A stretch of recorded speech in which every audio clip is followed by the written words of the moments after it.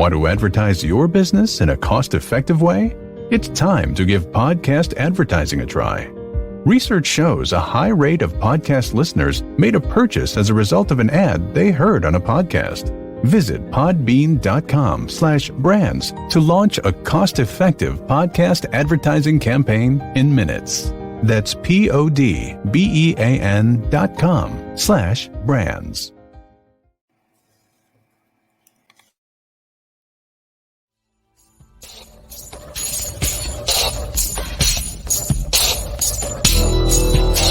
Welcome to the Outer Realm with Michelle DeRoche and Amelia Pisano.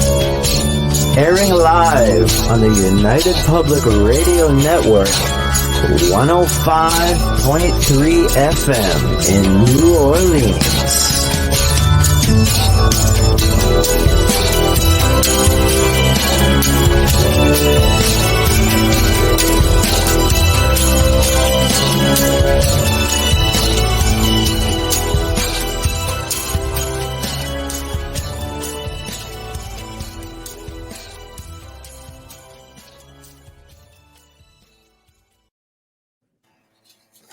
Hello, everyone. Hello. Welcome to the Wednesday night segment of The Outer Realm. We are broadcasting live on the United Public Radio Network 105.3 FM from the beautiful city of New Orleans. We are fully sponsored by the amazing people over at Folgers Coffee who have been on this journey with us since day one. Thank you, Folgers. It would not be the same without you. Also, big thank you to Dr. Snick, aka Justin Snicker, for his contribution of time and music, and of course his voice for our intro and outro. He is an award-winning composer of Halloween, horror, sci-fi, and dark wave electronic music, which can be found anywhere: Bandcamp, Spotify, iTunes, Amazon, name it, he's there. So go and check him out. Tonight we welcome Wes Roberts to the show. He's going to be discussing his book, An Experiencer's Garden, and which basically covers his experiences with alien abduction and contact. But in order to participate in tonight's show, you're going to have to hit up one of our 8 platforms, which are, in case you don't know, News on the Flip Side, Canada's Most Haunted, moi, Joe Montaldo, UFO Undercover, and The Outer Realm on Facebook, UFO Paranormal on Facebook, and of course on YouTube. Don't forget us on UFO Paranormal Radio, International Public Radio, myself. And while you're there, newsflash is UFO Paranormal now has a memberships page. Yes, you definitely want to be a member. Don't just subscribe, get a membership. There's 3 different levels, and you're going to get access to a whole lot of content that isn't going to be on the standard pages. Older archives, a lot of extra content that all of the hosts are putting together for you all. The Gray Zone Uncensored with Joe and I, which is now at least 54 episodes in, is only going to be found on monetization. There are no archives of it anywhere. So just a little something to bear in mind. Hello, Bubbles. Hi. Okay, then. All right. That was like my hand in the cookie jar, but I was just looking at my notes. How are you? It's good to be back. It's good to be back. Shout out to Cogeco, Ontario for now. Going to see how it goes the next few days. Just saying. But thank you. Best behave, you guys. Behave, because it's always good in the beginning, just like a new boyfriend. So, or a new friendship. We're always so sweet in the beginning. Oh, nice. Here Michelle we go, Michelle. Having some Folgers right now. Very good. Hi, Sherry Berry. Thank you for that. Sherry, Tamara, Wayne, Amanda. I'm having the lavender milk because the stomach with the nerves of late have been really, really weird. And I'm not a milk person. Hey, Bradley. Thank you. I don't think very this much. I don't think it's real milk.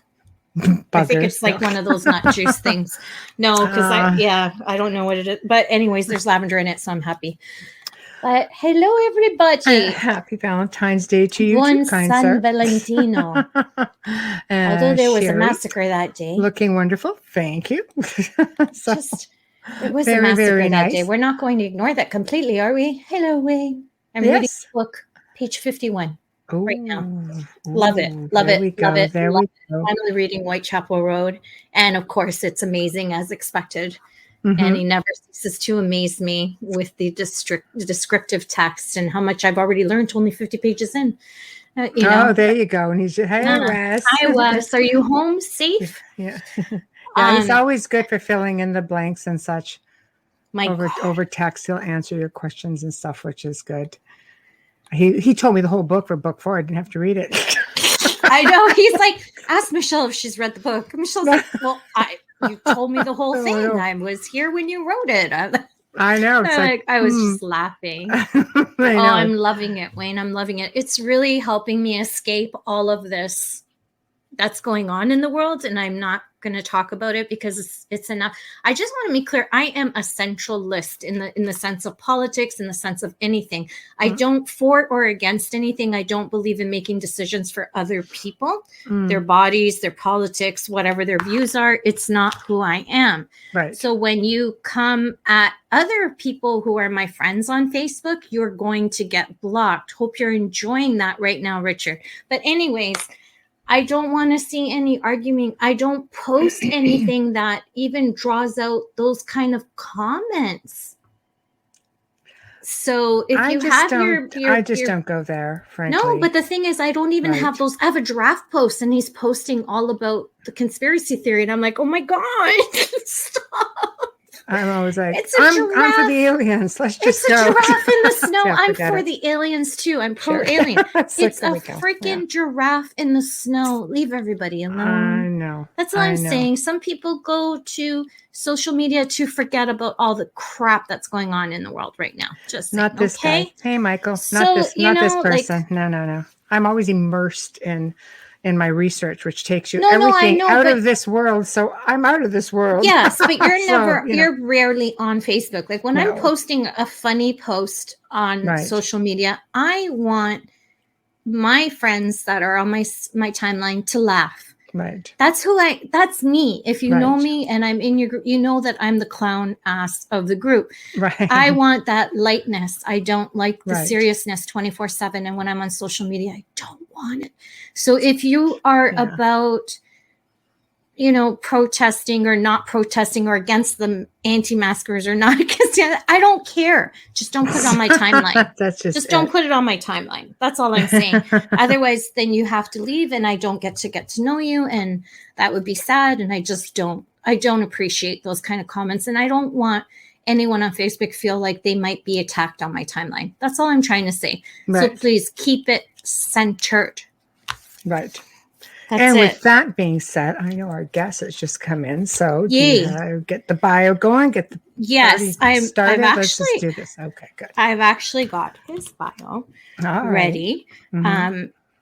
I'm so happy because here we are in Toronto, Canada again. Yes, it's awesome. Wes Roberts is a 30-year plus contract college professor who teaches students computer applications, transcription, office procedures, and business communication. He has had hints of alien visitations dating back to his teens through ofttimes, frustrating nighttime experiences, and due to a consciously recalled experience in the 1980s, Wes became convinced his experience could not be explained any way by conventional notions such as imagination, visions, hallucinations, dreams, and so on. Please welcome to the show, Mr. Wes Roberts. Hello. Welcome. Good evening. Thank you. I'm just going to tell you I love your house right now because I see the piano in the background. As if. Yeah. Well, mine fools everybody too. I'm just saying. It shows itself. Yeah, I see it as a piece of art. That's my daughter stopped playing years ago, but I see it as a piece of art. I can't get rid of it. I love pianos. Ours is an 1854 Steinway square grand. Well, it's a heck of a lot better than the curtains I actually have behind me. Oh, I don't see them. You look marvelous all over and so bright. Are we in the same city? Yes. I am definitely in Toronto. There is snow. It's so bright there. I know. Hey, Zach. So how are you? Thank you so much for for joining us tonight. I've been looking forward to this with our chit chat. Well, thank you both for having me here. I'm good. I'd have to say nervous, even though I'm talking about my boring old self. Oh my gosh, there's nothing to be nervous about. It's just us two. Well, and a couple million of your closest friends. new closest pressure. friends. Yes, we're new. It's all good. Yeah, but otherwise, I'm good. I was reminded a couple of days ago, and I can get into this whenever you're ready for it. Yeah, I was talking to a friend of mine in Australia, a very close friend of mine, and she had just read through my first book.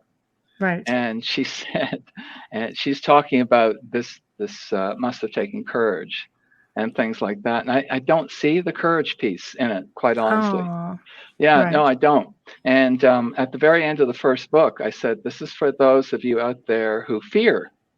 This is for you. Right. And when I started the second book, it was like, this is for you who have not taken the first step yet. So the kind of bookends. Oh, I'm really excited now. So I think it takes a lot of courage to do just that. Well, write it, tell your story, especially where you're coming from, the field that you're in. It takes a lot of courage. So I guess the best place to start is, well, where do you want to start? I mean, with your experiences, when did they start? Take us to the humble beginnings, I guess, of your experiences and so on, wherever you want to start. The show's about you, after all. Well, I was able to retrofit, let me call it, some of my early experiences. And I was talking to someone else recently, and they had almost an identical experience. So this helps me feel authentic.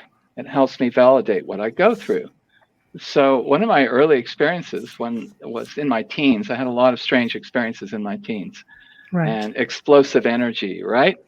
Right. And this particular one, I was awake. I was sitting up in bed. I had not been sleeping. And 3 creatures, I don't know what they were, in robes, black robes, entered into my room. No sound. Just with their hands kind of outstretched, like, follow us. And it's like, no. How about no? I'm good, thanks. Yeah. I don't think I could do that. I was kind of terrified, and I thought, what is this all about? And so until when I started examining my experiences a lot more closely and got over this 20-year hesitation to pursue them, and it really was 20 years, I thought that was just apparitions. It was just something else. I cannot explain it, but it fits, actually. And other people have had similar experiences where beings in hooded robes will come in to their home, generally not speaking. Yeah, hooded robes. Yeah. That's crazy. Beings, hooded beings, like black. I couldn't see their faces. Amelia, am I saying your name right? Yes. I couldn't see their faces. Just 3 beings of different heights in black, just beckoning me to come with them. And I'm sure I did at some other time, but not then. Oh, right. that's scary. It's like, but thank you for asking. That's I'm good. I think I'll just sit this one out. I'm good. I got coffee waiting. Folders. Yeah, my family knows where I am in case you get any bright ideas.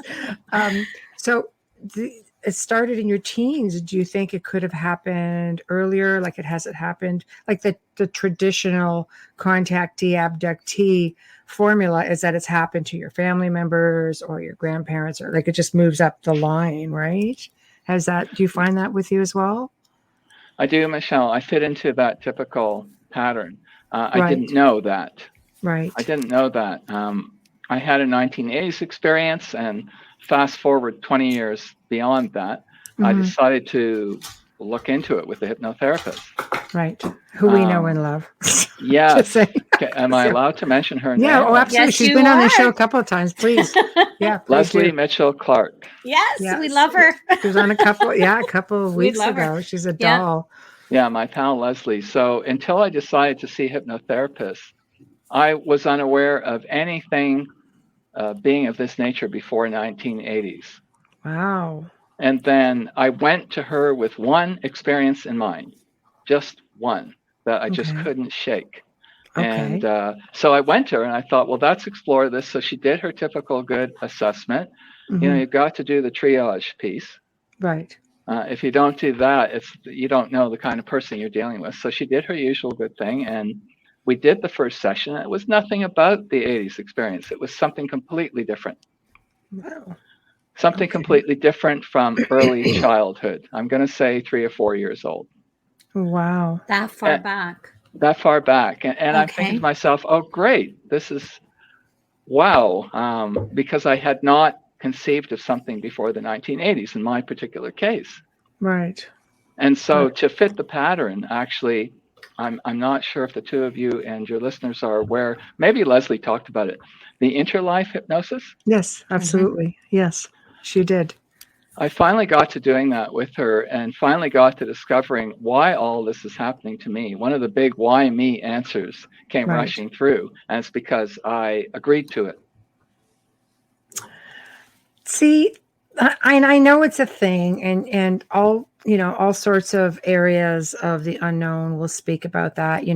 Whether it starts with soul circles, we all agree to come back together and live out this life or play these roles, and I know she also mentioned, which I believe, that you can be incarnated into any being from any planet. It's just not all necessarily here on planet Earth. So when she said you agreed to this, how did you feel about that? Well, if I can back up a step. Of course. Yeah. I was concerned when I went to get hypnosis. It's not happened to me before then.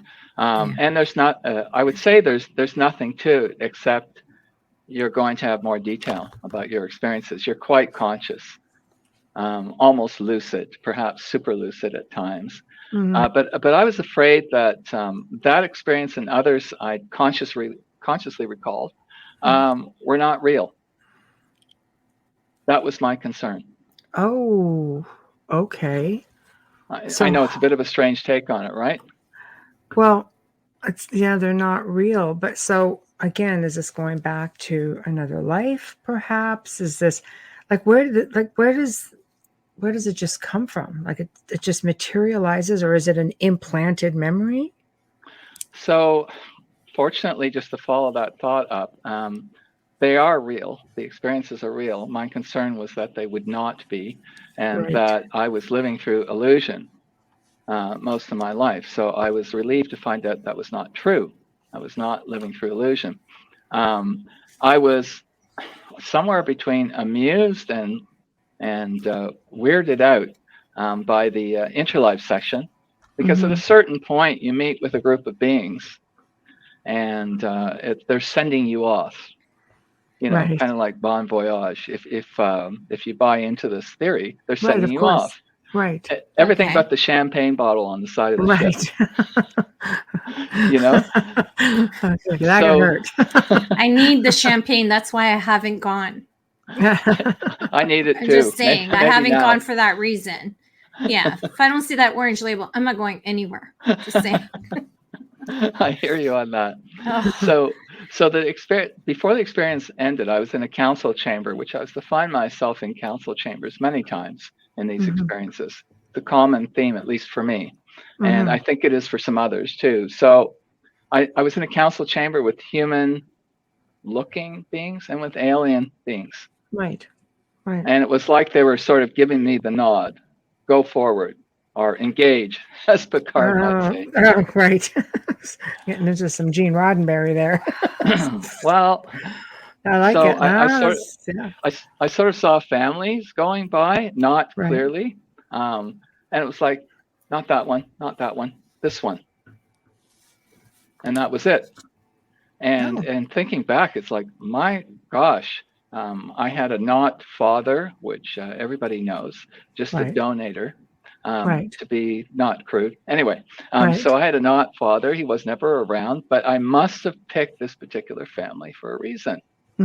All the dynamics at work, the big one being I grew up in an all-female household. Nurturing. Yes, Right. very nurturing. Mother, grandmother, sisters. Mm-hmm. Very nice. Very Yeah. nice. Yeah. And so that's sort of, that went through my life in the interlife journey. And I thought, okay, finally, I get it. I am not victimized. Mm-hmm. And I think that's a big deal for anyone listening to your show or watching your show.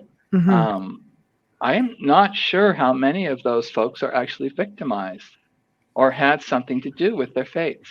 I don't want to be outrageous, and I don't want people to feel, oh my God, he's a horrible man. But I'm thinking I reached that point of awareness, Right.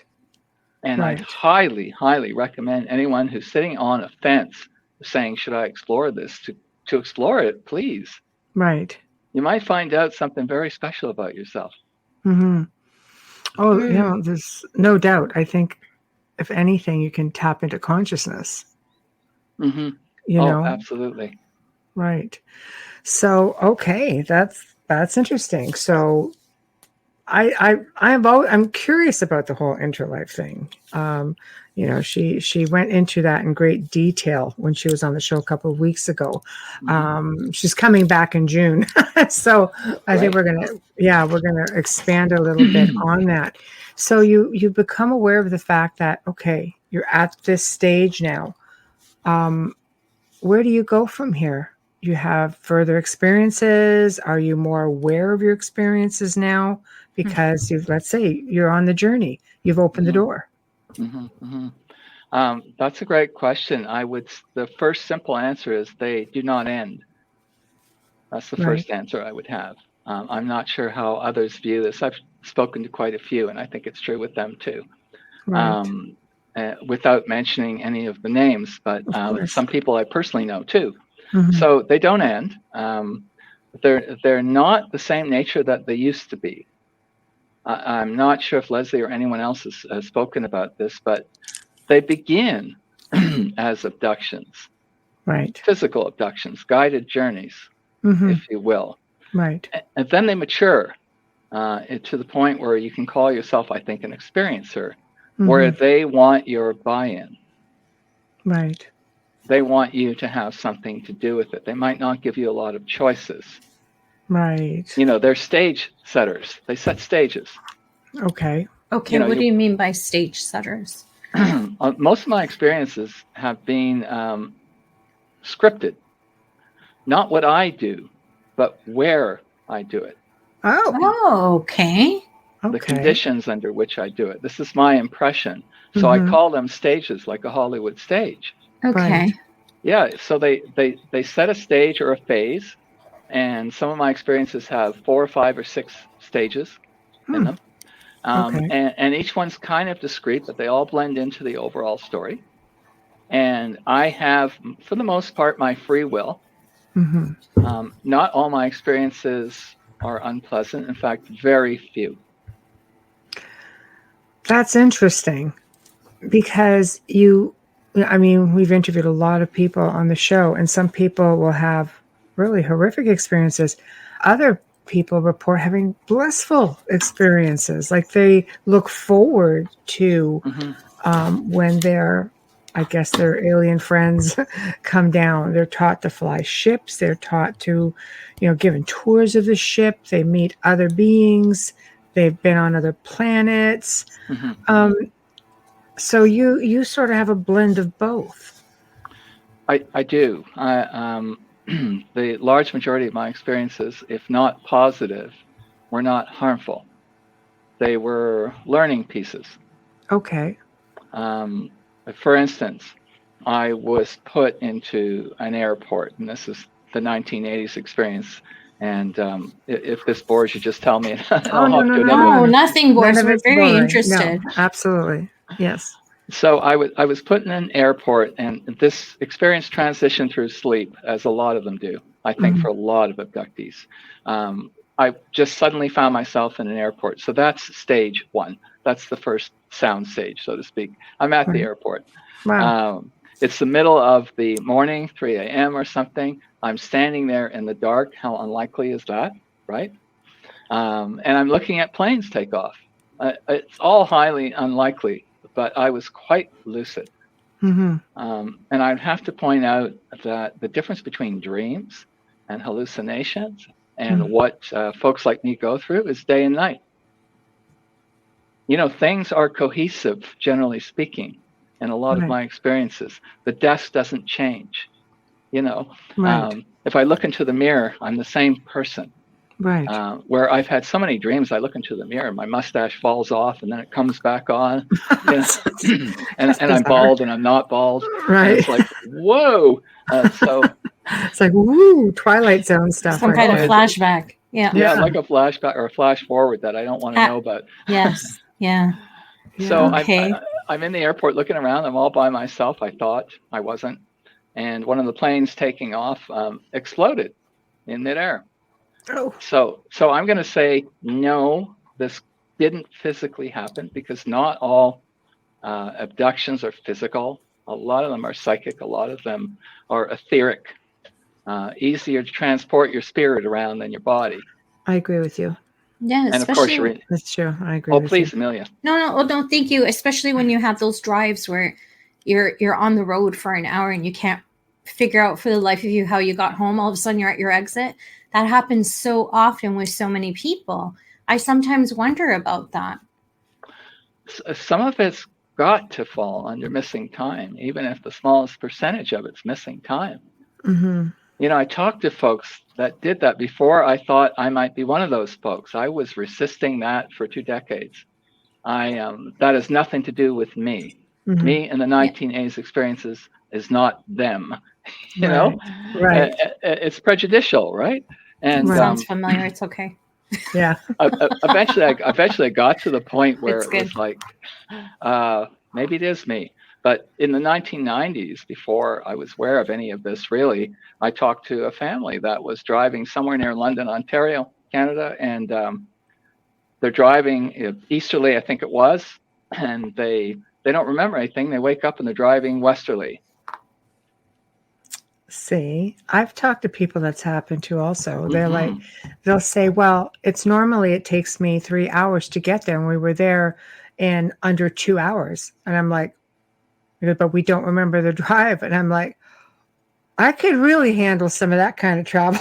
So can I. Just cut back some of that driving time. Gosh. Standing. Yeah. Especially on the 427. Give me that. Right? I know. Oh, gosh. Give me that. I know. Right? Down Valley parking lot would be nice if we just bypass all that crap. Oh my gosh. I know. But it is that missing time or looping, looping or missing time. Yeah. And, with respect to some people being abducted when they sleep, it's also a curiosity. For me, myself personally, it's a prerequisite, because I'm exhausted at the end of the day. I'm like, God, just let me fall asleep first before you put me to work again or whatever. I get really ornery about it too. It's just like, I look at the time and I'm like, and honestly, sometimes as soon as the lights go out, I'll hear things within the room, or I'll feel hands on my head or things like that. And I'm just like, okay, so I just need 10 minutes. I'm sure it won't take me longer than that. This is sack right out, And then I just go to sleep. I'm just heck with it. I just don't want to know the whole process all the time. But then there are times where you read about people who are having experiences in the middle of the day. I'm sitting here wide awake going, now would be a good time. But apparently not for them. So, speaking of the middle of the night, I just want to give a quick shout out. First, I want to say hi to Mama Pauline, because I love and adore her. And I was blowing kisses to her earlier. I wasn't blowing kisses to you, Wes. I'm sorry. And not to anybody else, but Mama Pauline. And just in case, good evening. It's 3:36 a.m. here. Well, thank you for being with us. Justin, you are a freaking champion. We love you for being here. We're at 3:30 a.m. your time. Thank you. Definitely calls for a shout out. And Wes Coleman made a statement. He said, maybe if you go into the experience being fearful, perhaps that makes the experience more scary or horrific. Heard that. Yeah. I love that statement. I'd like to say I don't go into the experiences anyway, any particular way, no mindset, generally speaking. Right. I just start somewhere. You're just there. I'm just there, and I fall through the rest of it. And Michelle, I wish I could sleep better than I can. Yeah. Leslie worked on that with me. Oh, so Is it I'm an because you insomniac. anticipate, do you think? Oh, Insomnia, just like Amelia. Yeah. It's sad, Yeah. isn't it? It's horrible. I hear it goes that, man. Apparently I shouldn't be walking and talking with the little sleep I get. Oh. I shouldn't be functional. Oh. Do you get like angry from the insomnia? Do you ever get easily? Oh, Yes, Justin. Yes. One of the same. Yeah. It's your lucky night for waiting till 3:36 in the morning. I do. And Tamara has insomnia. See, I wonder if there's a link there. So here's my understanding, with a little prerequisite, which is I was getting to the point before I saw Leslie where I couldn't, I was afraid to close my eyes many nights. I mean, afraid. Oh, I'm so sorry. It was bad. So my ex, Elizabeth, came into the room one night when I'd just fallen asleep, but I was terrified to close my eyes and fall asleep. So she had just walked in. And I bolted upright, sitting upright in the bed, and I pointed my hand at her and I said, "Who are you?" Ooh. Wow. Oh, yeah. So she slowly walked over to me. And it's like, boy, you are losing it.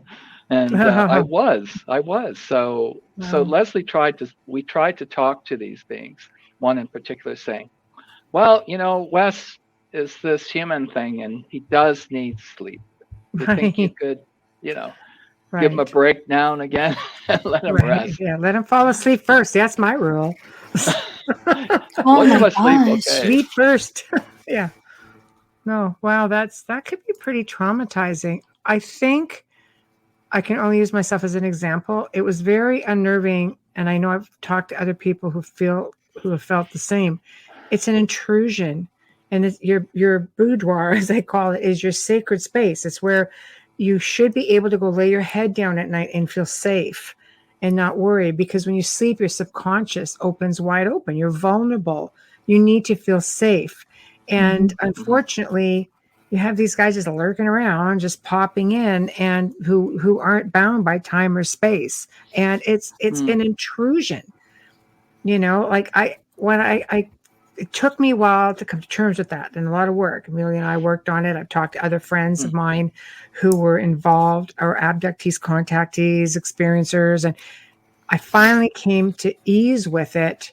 And it wasn't easy, but once I did, now I just blapper it off. If I hear they're in the house sometimes during the day, and I'll just blap off like, not in the mirror or whatever, or just like, okay, You communicate. I do. Your needs. And you know what? It's I feel has been a game changer, because I've just been more, I guess, of a team player.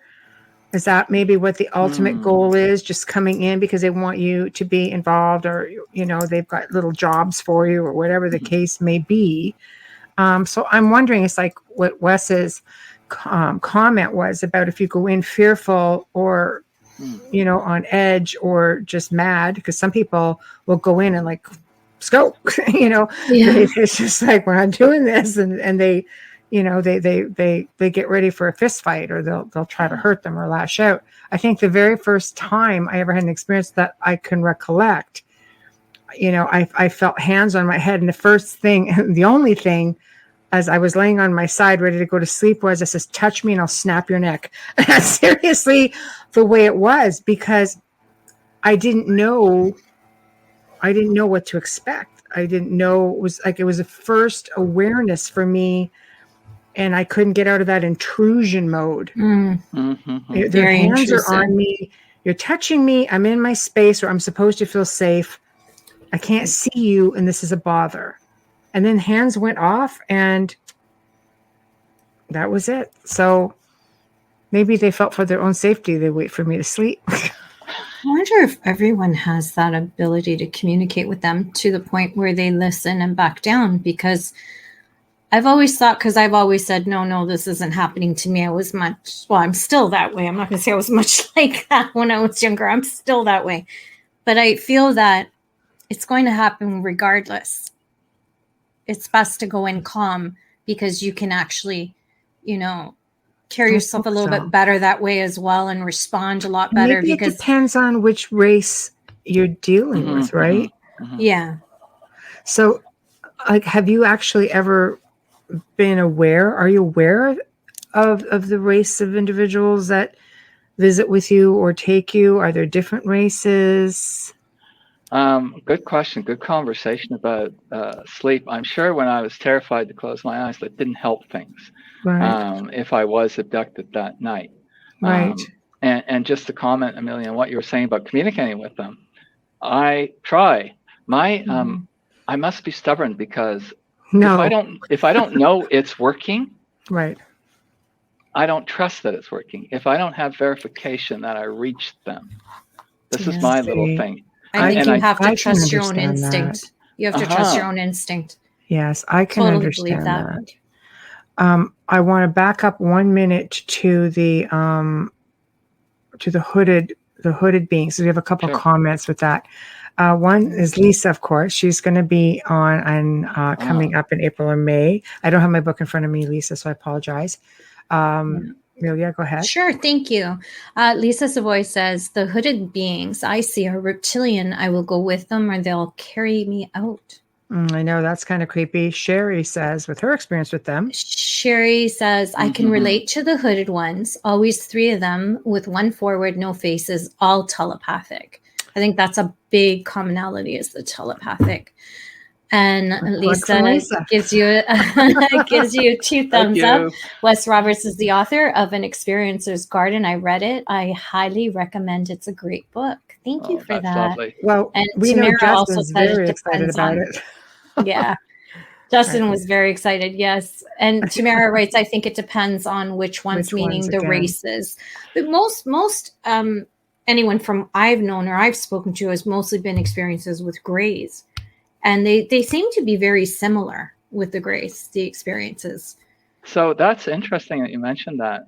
The grays, to me, if they have ever been around, it's kind of rare in my case, are helpers. That is all. Like assistants to the not doctors. I've had a couple of episodes with doctors who are not doctors. So the grays seem to be helpers, and I believe I'm involved with, they sometimes call them tall whites or Nordics. Yes. Yes. Commonly. And I don't know if Leslie told the story that in my first or second hypnosis session, I met who was to be with me my whole life, someone I call my twin. And she is one of those beings. And I met with her in just about the first regressed memory I ever had with Leslie. And she's been with me since then. And she keeps showing up in the most bizarre ways. My friend in Australia saw physically with her eyes, saw her.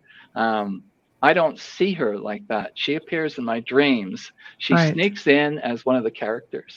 And she's so outstandingly different because she's 8 feet tall. Right.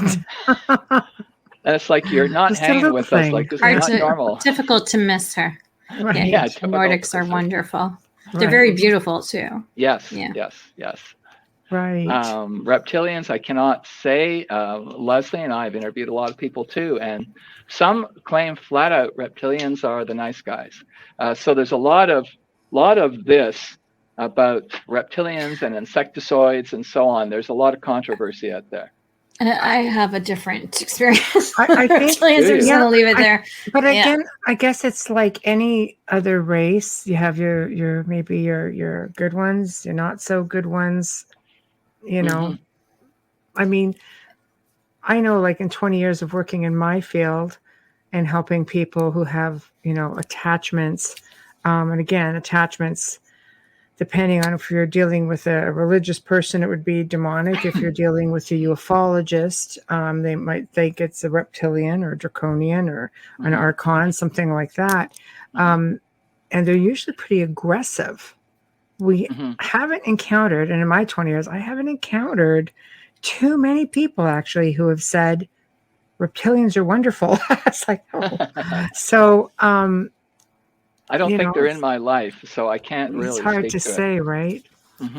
Yeah, I'd love to definitely, anybody out there who's had like nice reptilian experiences, Lisa, if you're one of them, we would love to talk about it. Or experiences with both, because you'll hear one or the other. You'll say, oh, I have great experiences, or I have really terrible, horrific experiences battling them. And then it's like, well, wait a minute. If there's both, why are you only seeing one side of the race? Yeah. Uh-huh. You never hear anyone say, oh, I've had both good and bad experiences with them. I have primarily the two races. One are the Nordics, I believe, and the other is they're just, I call them the brown-skinned people. I don't know what to call them. They seem to be involved in not too pleasant experiments. At least I've had one that was not too pleasant. So I've only had a handful of bad experiences, but at their hands, that was one of them. It's funny because Joe will tell you that I know on a show that we do together called The Gray Zone Uncensored, we'll speak of different things like that. It's just a research show. And the smaller brown aliens, they're called like a cleanup crew. And they will go in, they'll do experiments, but also it's like, for example, if you have a race who may, let's say, accidentally kill someone, for example, these guys come in and gone. Like they seem to have their hands like really hands-on and not in a positive way. So it's funny that you say this. I've noticed them on a handful of occasions, either shadowing me or directly involved with me. And I don't know if the other listeners can relate to this, or probably you too, can. There are certain times when you feel helpless. Right. This is Wes's question. I think in control of that, Amelia. Thank you. Do you have any control during these experiences? Those are we read them out just because we have a lot of people listening and not watching. Yeah. Thank you. So yes, in some of them I have. What's funny, and Leslie laughs at this too, is if I catch on to the fact that I'm involved in one of their scenarios and I start to call BS on them. Stop. Transition time. Wake them up. That's happened a handful of times to me when I've called BS on them, and I said, "There's something wrong about this." Right. Like I'm at a birthday party and I'm 14 or 15 years old, and all these robotic-looking children with the party dresses and all this like stuff. You can't tell the difference, right? Like, and I have to go up. I'm required. I'm told in my mind I have to go up and see all of them, look at all of them. Kind of introduce myself to them. And at a certain point, I said, I have a feeling I'm being watched. There's something behind me watching me. And it's like, boom, he's out. Pull him out of the experience. So is that like, are they putting you in scenarios just to see how you react? Or are they putting you in scenarios to test your resilience? Like, why do you think they keep putting you in these obscure different experiments? I think I wouldn't call them voyeurs. That's such a plain term in this context, but they're interested in our emotional response. That's the best I can tell you. They're interested in our emotional response. How am I responding to what is apparently my birthday party? Right. How am I responding to a plane that blows up in midair? Right. How am I responding to being put in an apartment that's so pristine, it looks like it was just created before I walked into it? Right. How do I respond? How do I respond to a rotary phone, which has occurred in about 3 of my experiences, a rotary dial phone? Really? Wow. It's like they need to update their programs. Some of them are still caught in the bad 70s era. Maybe it's a nostalgic thing. Maybe it's to bring you a sense of calm that we've been with you since this time. Like it's almost a timestamp. Yeah, to say this is when, That could be. That's a really good thought, because in this key experience in the 80s, it was there, and literally a little black book. Literally. That is definitely those times. I mean, I understand that I was born in 1969, so I was growing up in the 70s, and I was in the middle of Imperial and Metric, and in the middle of rotary and push button phones. Sure. So I had the beautiful experience. Yeah, I had the beautiful experience of both, which is why I'm so messed up in measurements, just saying, to this day.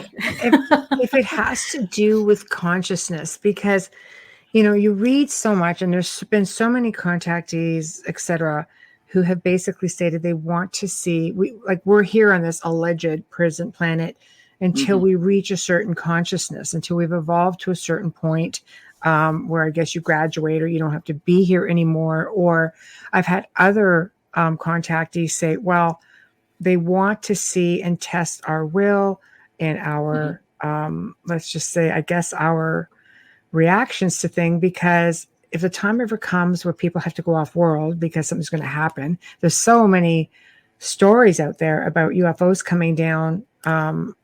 Preston Dennett had spoken about one where an island volcano in South America was about to blow, or Mexico, and ships came down and over 1,000 people were rescued. And this other contactee says, she goes, well, they want to make sure like you're not going to be volatile, get on the ship and try to kill them. Little grays are frail. And other people are like, no, they're strong. I'm just like, which freaking is it? Because and how many of them are there? It is. It's really hard to get an understanding of that. But the message of evolution, awakening, and consciousness seems to be a real big one. I totally agree with that statement. That's why I think I woke up at a certain point. So the experience in the 80s didn't wake me up, although I was told later by my twin, it was kind of like a false flag, a red herring. It was just to get my attention. It was pretty weird and involved to get my attention. It was 5 stages or phases long. And even my partner who was sleeping beside me felt something had been going on in the night, but she was shut off, or switched off. And I'm sure you've heard that term before, right? Yes. Right. Yeah. So she was switched off, but interestingly enough, her hearing wasn't switched off. It's kind of like a whole Matrix thing, right? You kind of plugs in. That's scary, though. She was catatonic. But you can hear everything. But you could hear. And so apparently, and I didn't get this till years later through Facebook, she's saying, oh, yeah, the 1980s experience. And she begins to tell me something I don't remember at all. And it's a second 1980s experience with her laying beside me that I'd not recalled. And I don't know if I'll ever be able to, even under hypnosis. So she remembers that because, again, she couldn't move, but she heard me in the other room talking to them. It's like sleep paralysis. You're aware of everything that goes on around you, but you cannot react or move. You're just still, but yet you can hear. Do you have the urge to want to move, though? Because you can't You can't force yourself to do it. It's hard, though. It's happened to me twice. That's scary. I have a question for you, and then I'll read Wes's comment, and we have a few more in the chat room. I've always wondered, and I don't know why I've never asked this question, but I feel so comfortable asking you. When you have these experiences and you feel that you're taken mentally, psychologically taken, and they create these like matrix rooms or these made up facades for you. Have you ever been taken where you've woken up and you're actually on a different planet and aware of it? Or is this always happening in a craft? It is not always happening in a craft. Okay. That I will say for sure. A couple of times on a different planet, where one of them I had the rare opportunity, I was so lucid, I was able to ask them what could they do. And one of the questions I asked them, if they could bring somebody back to life. Oh, don't ask me why I asked that. It's crazy because this was in another world, looking at other beings who were working with holographic images as if it were something we did every day. Even the kids, the younger ones, were doing that. So some have been on those planets, some have been on this planet, some have been on some stage, and I wish I could tell you where they are. Like the apartment I went to in the 80s, is it real? Or is the whole thing a construction? And when they put my ex-wife in 5 or 6 of these experiences, none of which she has any notion of even today, but they put her in 5 or 6 of these, and Leslie and I have talked about this. Was that her? Or was it a hologram? Like, was it her? I mean, Michael Jackson's still doing concerts. So was it her? Was it her? Doesn't mean that she couldn't have been there and not had a recollection. I mean, by all means, she could have, And I think that's it exactly. I would swear to 2 or 3 of the experiences, swear up and down that it was her and our emotional ties. And we were separated for a time during one experience, and we were bawling our eyes out, and then we were crying our eyes out at the end. It's like, that was her. You know, I would swear it was her, and other times it just put somebody there, like the mother of 2 alien children that I was taken to see. She was Yes. just there as a figurehead. Mm-hmm. She didn't talk or walk or do anything. She just stood there. Mm-hmm. And I'm thinking she was not real. Oh, that could be. Okay. And That could be. these alien children, you were brought to see them. Why? So I've been brought to see what I believe to be alien children several times. Mm-hmm. Leslie and I have talked about it. I can't swear it is so, but she would say they're hybrids from me. That was my next That's question fine. coming, but I was kind of walking on eggshells with that one. Oh, it's okay. I'm What good. does that do to we've had you stories like that, yeah. emotionally? It's confusing to me. I'm not a parent. It's tough because they're considered to be your children. So, like, what now? Kind of. So the prevailing theories, I think, go 2 ways. One is if a hybrid really looks like a human, they might be here. They might put them here. If they're not quite there yet, they're not going to put them here. Right. So those are 2 sort of divisive theories. But in this case, with the mother, who is not their mother, it's 2 little perfect little blonde kids, twins, boy and a girl. And a mother, an apparent mother. I don't believe she and I were connected, but do I know? I do not. Mm-hmm. And they were just scurrying around, something like normal kids, except for their eyes. You know how the eyes, it was the eyes thing. Yeah. Always is. Yeah. The eyes. Yes. And I was just meant to think, the thoughts came in my mind, well, these are your kids. Right. Yeah, with the telepathic communication, so you probably weren't wrong on that at all. They never speak, Michelle. They never Wow. talk with their mouth parts or whatever you want to call them that they possess. Right. It's always They've never spoken to me. Yeah. Wow. That's interesting. Wes's comment, I'll put it back up. Thank you. Wes Coleman says it's like they're testing the empathy of the human race. Yeah. I wouldn't disagree with that on some levels. Are we that way? Do we have enough empathy? Do we have enough passion, humanity? And then I think, do I want more humanity? See, Look at how we've done with that. Depends what your description of humanity is, I believe, your It seems- interpretation of it. yeah, and there seems to be a lot of messages out there from ET with some abductees or contactees along the lines of, you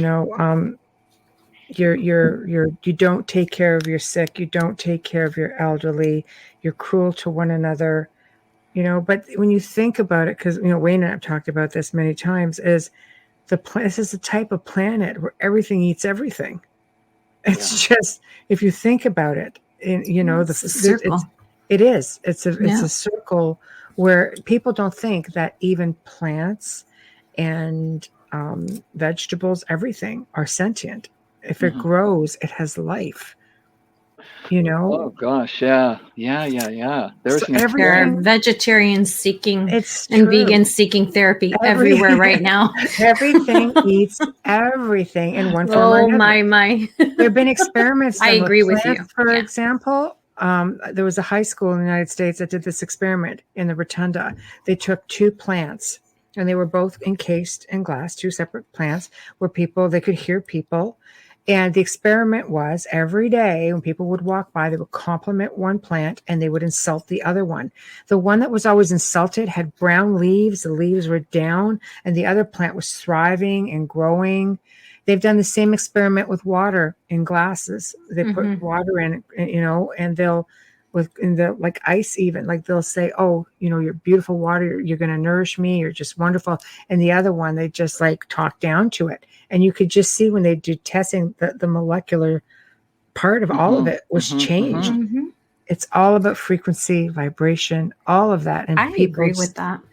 Yeah, it's crazy, I'm living proof. I do not have a green thumb like my mother. I'm nothing like that. But I love basil, and I use a lot of it in my cooking, parsley, sage. So I will grow it.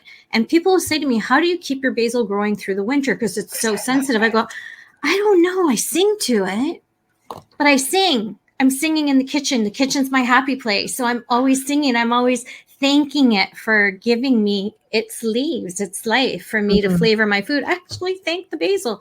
And what can I tell you? It grows. But yeah, and it's not for anything because I'm terrible. I don't know anything about feeding plants. I don't know, but they seem to grow, and I guess they just like my voice. I am so on board with that. I love that. We're apartment dwellers, and we talk to our plants all the time. We have a mint year round. Yeah. Yeah. Right. Year round. Why not? Yeah. Why not? If it likes being there, and it's important. I think it's important. Like you said, vibration is everything. If you don't want to believe that it's life, then think of it that way. It's a force. We're all vibration. We're all energy. They've just done experiments, and they could see that trees actually communicate with one another through their roots, and they will lend water to one another. So if one tree feels dry, the other tree will push water towards it. Like it's craziness, but it's amazing. Explains so much about forestry and wildlife, why it thrives and survives without men in it. Right. Why does it thrive better?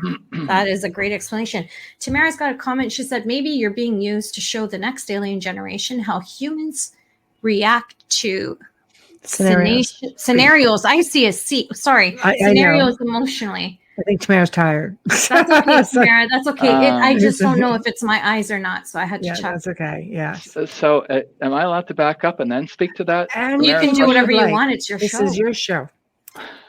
Do whatever you want. Yeah. Experiments with plants. So when I was younger, I had a unique opportunity. I belonged for several years to a parapsychological research institute. Right. And they were connected with a major university here, and they did scientific experiments, and they measured them and looked at statistics and all that. And I was just in a huge learning curve with them, but with plants. So they hooked up a plant to an oscilloscope or some other scope, and they tried to threaten it. Now, here's the funny thing, or here's the really unique thing. When the person threatening the plant didn't mean it, the scope wouldn't change. When there was intent behind it, the scope showed changes. See, I am completely in agreement with you. Intention is everything. I agree. Especially so it was fantastic. Like you go at it with a knife, and I'm just pretending, or I'm going to cut you, and it'd be off the scale. It'd be like, okay, so that gave me an appreciation. Early teens, teens and 20s, I should say. Wow. But in terms of Tamara's question, they're observing me, and I'm sure a heck of a lot of others, trying to find out how we will emotionally respond to a situation. When I was in one scenario with my ex-wife, and our faces were put in machinery. This was god awful. Our faces were put in machinery. I felt like I was suffocating, and I had to go through that on my own, and she went through it on her own. That was tearing me apart. Wow. And then I go to the recovery room ahead of her, and she comes in later. And by that time, I had a chance to look around the room, and it was one of maybe only a handful of chances I ever got to look in a mirror in these experiences. And I look like my captors. Wow. I was unfinished, is what I would say to you. I was unfinished. The construction wasn't finished, especially of my face. But when she came back in the room, it's like, damn, I said to her, I know why we're here, meaning they're observing us, and they're getting to experience our emotions, and they're gauging to see the word empathy has come up, or sympathy, or hope, or passion, or intimacy. Yes. Yes, because I guess depending on the race, some say grays are completely emotionless to anything. I could definitely see them getting involved with that. Nordics just seem so whimsical, they just seem so full of knowledge and willing to share and love and light and that sort of thing. Amelia, did you want to get them speaking Yes, in Nordics? thank you, Michelle. Zachman says, I've had contact with the Nordic beings, which were neutral in nature, not bad nor good. It seemed like their goal was to validate my beliefs that they were real. Okay. Maybe you questioned it and don't remember. Justin. Or 4 o'clock in the morning, just in case. Now, I've been mistaken for a Nordic. I'm 6'3" tall and had white hair and a beard, now bald, but my eyes aren't blue. They're almost black. My daughter's eyes are like that. That's really cool though. That's creepy cool. I can comment on that when you get through your next set of comments. Please go ahead. We'll just finish off with this one, and then you can go. We're back to the plant says, yep, that is also the case when the person left the room and only thought about hurting the plant. The plant would react even though the individual wasn't there physically. Poor plant. I can't hurt a plant. I hurt when I pick basil. You eat salad. I know, but it's different when someone else is doing it, right? I'm one of those. Like when I'm the one picking the leaves, I'm just like, did that hurt? Well, that's what Justin says. Yeah, he's a vegan. Justin is a vegan and 10 years now, and said carrots probably scream when we rip them out of the soil. We just can't hear it. I'm never going to eat carrots again now. So we'll let you jump back to your. Oh, it's okay. I'm loving this, and I really appreciate the feedback, and both of your sets of comments are important to me. Okay. I'm in learning mode every time I get to do this. Aren't we all? So are we. You're teaching us as well. So the plant, we're both vegetarians here. So my partner Anna, when she goes to harvest the mint, I can't stand it. Oh. Mm-hmm. I won't do it. Are you feeling the vibration? Are you feeling it, or is it an empathy?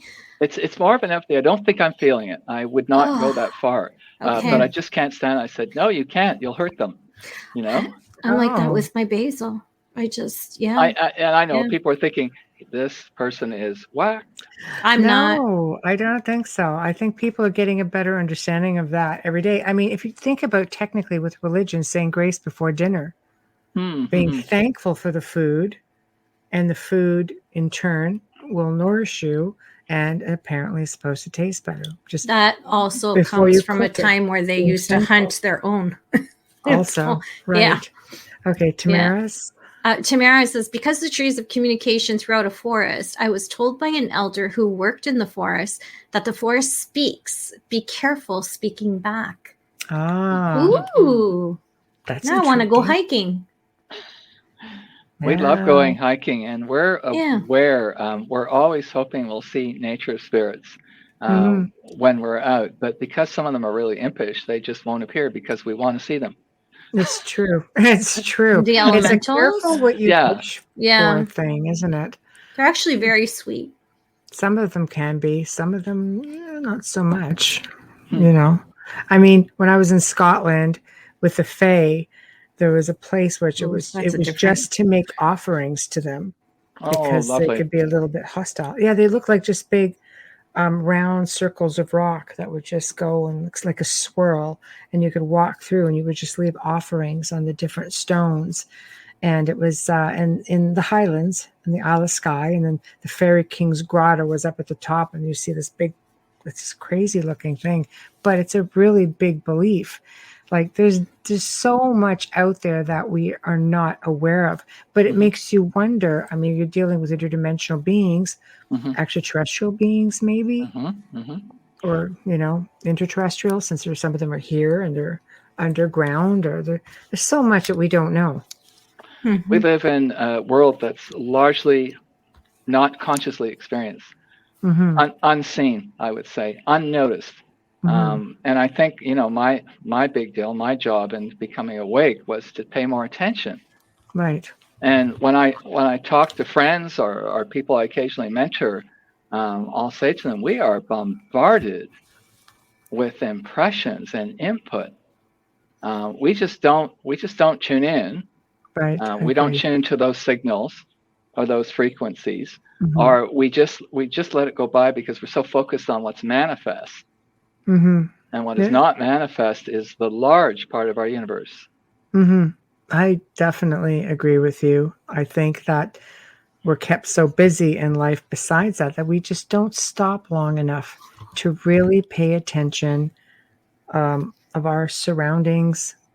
A walk in the forest is the perfect thing because there's so much there. How aware are you of what is actually happening? You are living and walking amongst a living, breathing ecosystem that can hear you and communicate with you and all of the beings that are there. Even with ET, a lot of people automatically assume they come from the stars. They don't necessarily come from the stars. Some of them are in the oceans, in our mountains, underground. Many of them were here long before us. Extraterrestrial, interterrestrial are in different realms. There's an author, and I can't pronounce his last name for the life of me, but he wrote a book called The Omniverse. I know it well. Do you? Absolutely. I do. I think it was the same author who did the Mothman prophecies, if I'm not mistaken. Could or have he been. based I don't his know. work on, yes. Yeah, I've actually covered some of that stuff in the Gray Zone with Joe. It's definitely dimensional, interdimensional. It's all levels.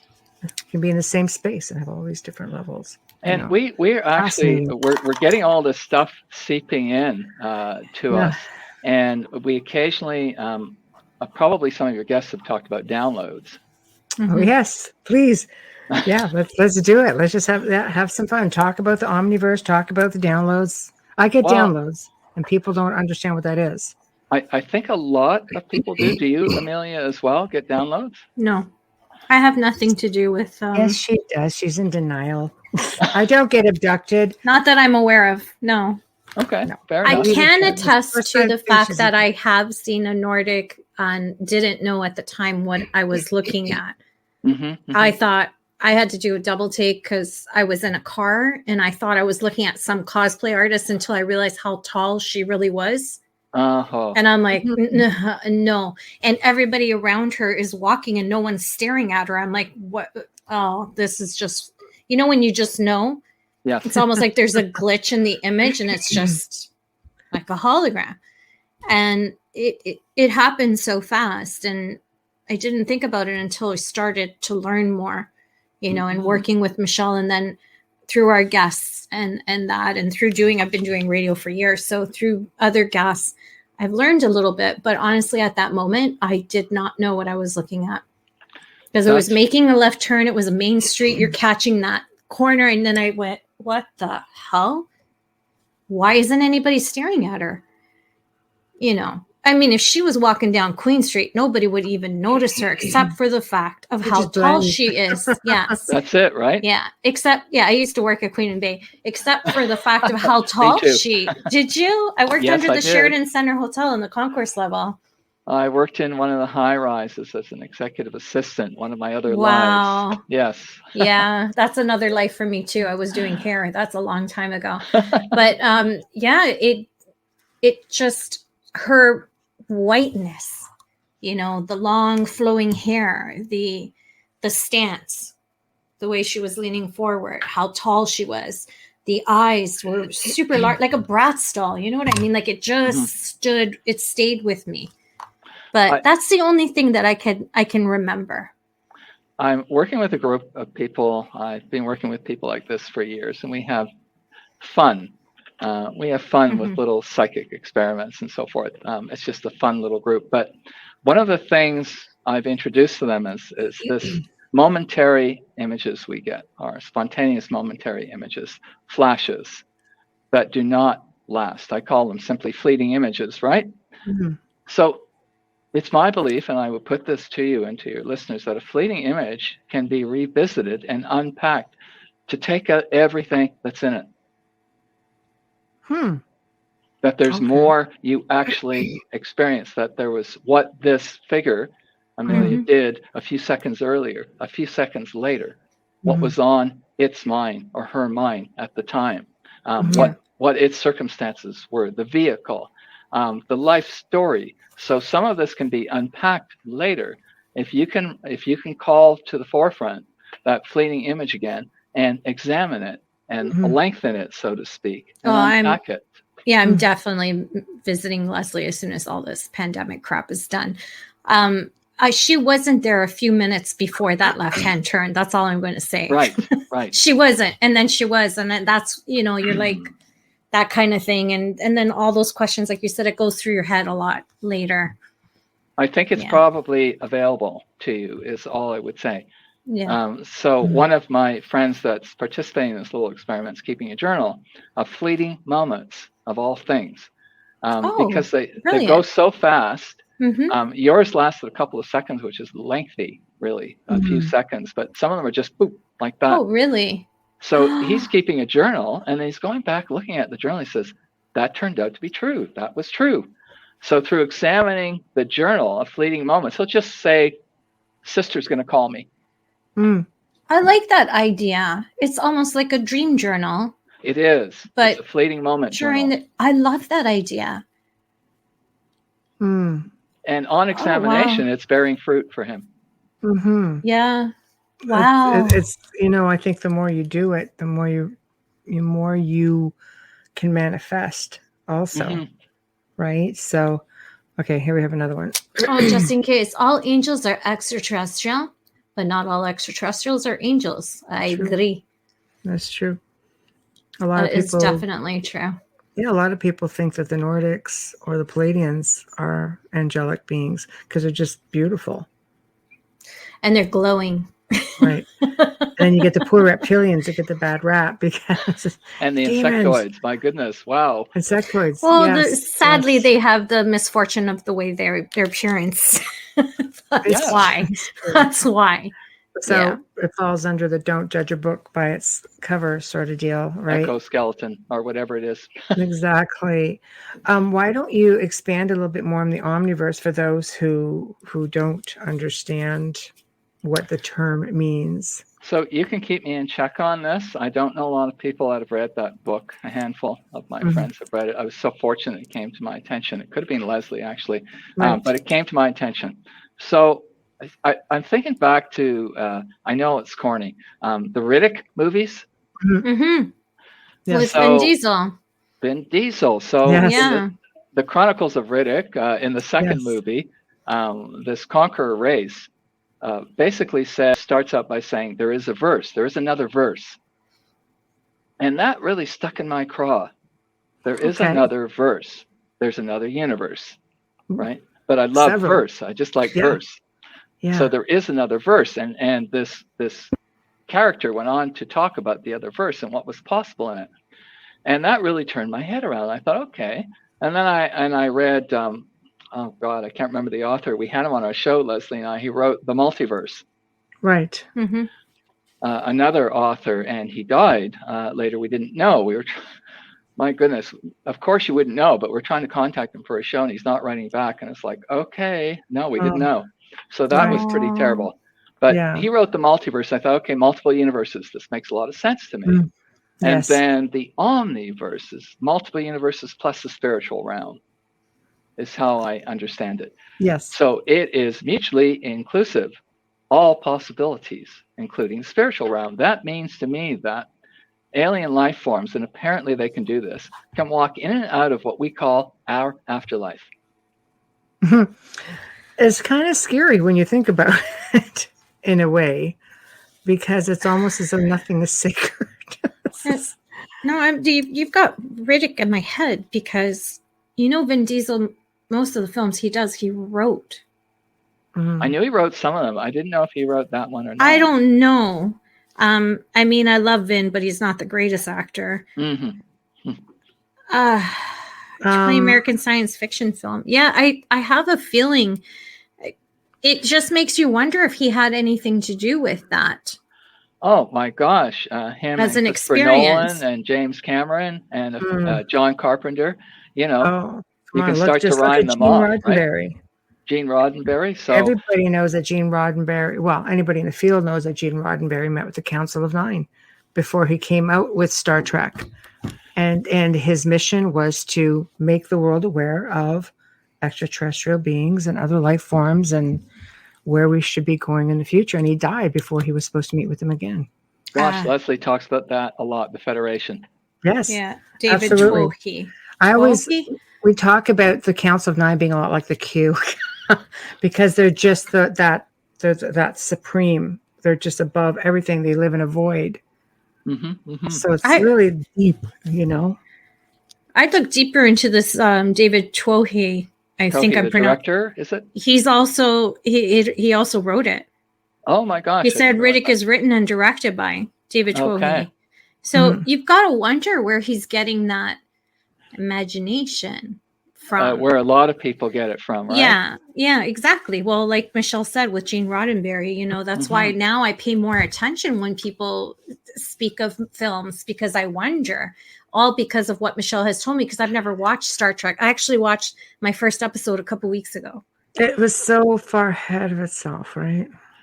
I caught it in real time when it was on, and I introduced Anna, my partner, to it. She didn't know anything about the Star Trek world. Does and she I introduced like her to it 2 or 3 years ago. Oh, crazy about it. I hate it. I hate That's it. funny. Not the original series, though, Amelia. No. Crazy about the Chris Pine stuff. Okay. No. Yeah. Okay. The new version.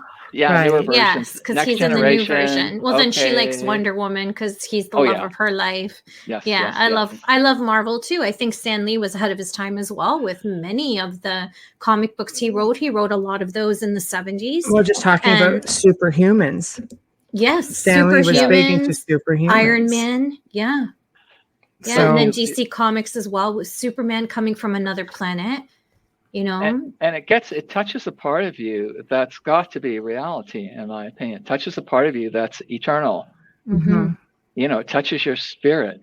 Mhm. I agree. And, yeah, when Anna and I talk about this, it's like, well, we met under unusual circumstances. And I said, did we? I said, I'm sure our spirits met. And then booted our butts to find a way to do it in real time. Mhm. Mhm. And Across so, oceans of time, right? literally Dracula would in say. that case. Mhm. Yes. I agree. I agree with that too. I think some souls just stay together, like Bubbles and I. yes. We go know we've had back. a lot.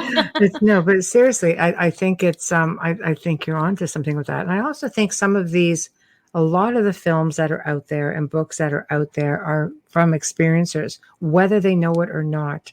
It's their Sure. way of delivering the message. Some people believe they have, they are abducted or contacted much for just, if anything, solely the reason to deliver the message. Mm-hmm. And they're given more information than some of us are. I feel very strongly about that, and I'm so glad that you mentioned it. I just do this to share. There's no other agenda.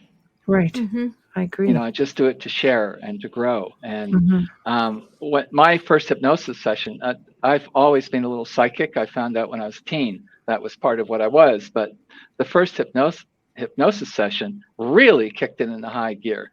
And Leslie's fond of saying, well, a psychic person. I'd say everybody's psychic. It's latent.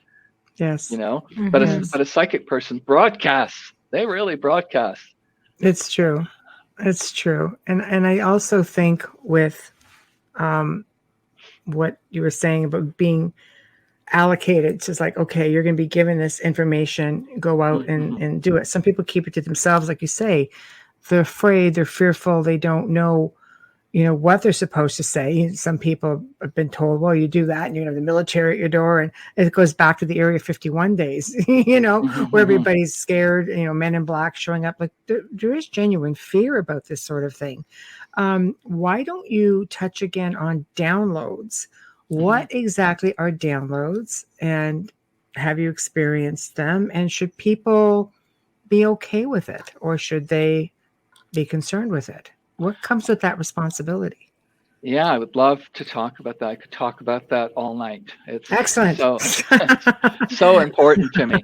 Right. Grant Cameron, if you know Grant, he was doing White House UFO and talking about government cover-ups. Mm-hmm. And he had a massive download a few years ago, which changed his trajectory. Oh. And he'll talk about it. Right. He feels experiencers are here to impart very important messages, like we're frontline. I'm not sure I see myself that way, but Grant does. And so a download, in short, is you receive a truckload of information in a few seconds or minutes that you cannot process at the time. Right. Or ever sometimes. Or maybe you spend your life doing it. And so a download to me is a much more direct form of communication. It's without bias. Right. It's without blockages. Right. It's without obstacles. It is mind-to-mind communication. We're not used to that at all. This is not how we're built, not how we're wired. And so it goes into the deep subconscious until such a time as we can begin to unravel it like a ball of yarn, piece by piece, to see why it's meaningful for us. And downloads also tie into sometimes the ET agenda. If they think you can't handle a thing, they might put it in a download so it can slowly bubble to the surface and be processed. Do you think maybe, Wes, it's because our physical brains just cannot take that information to process it? That there's so much information, it's just so advanced that it has to be given to you in bits and pieces? I think that's partly it. I'm not sure if this is relevant, but I got to throw it out there. Of course. Last year, I took 2 intensive remote viewing sets of workshops. And this was enlightening to me because I'd always wanted to do it. And I wanted to know the methodology. And I wanted to know why it wasn't psychic, because that's what I've come to rely on, my intuition or my psychic sense. So I took this, and one of the things that became clear to me is that we objectify a lot down to 2 dimensions. We do. For instance, a flat screen, like we're doing right now. Is there feeling behind that? Yes. Yes, I'm in touch with the 2 of you. Yes, I agree. I can feel it. I can sense it. It's exhilarating. Right. Thank you. Oh, it's 100%. I have to agree. You're picking up all the energy amongst the 3 of us. It's really beautiful right now. Right. It's fantastic, this group dynamic, and maybe others are joining in. But we objectify. We write things down in 2 dimensions. We deal with 2 dimensions most of the time. Some remote viewers would argue that there are between 8 and 12 dimensions. Yeah. So the information you're talking about, Michelle, is beyond our capability to process until we can objectify it. It's from 8 dimensions at least to 4, which includes our time, to 2 dimensions when you sketch this stuff. Right. And if that's how we have to get in touch with it, so be it. But it's far too complex for us at first. It comes from the causal world or the causal worlds. And it's beyond our conscious grasp at first. So the download sits in there. This happened to me a couple of years ago. I was working on some a little piece of magic, a magical ceremony I wanted to create. And it just dogged me for months on end. I just could not put the pieces together.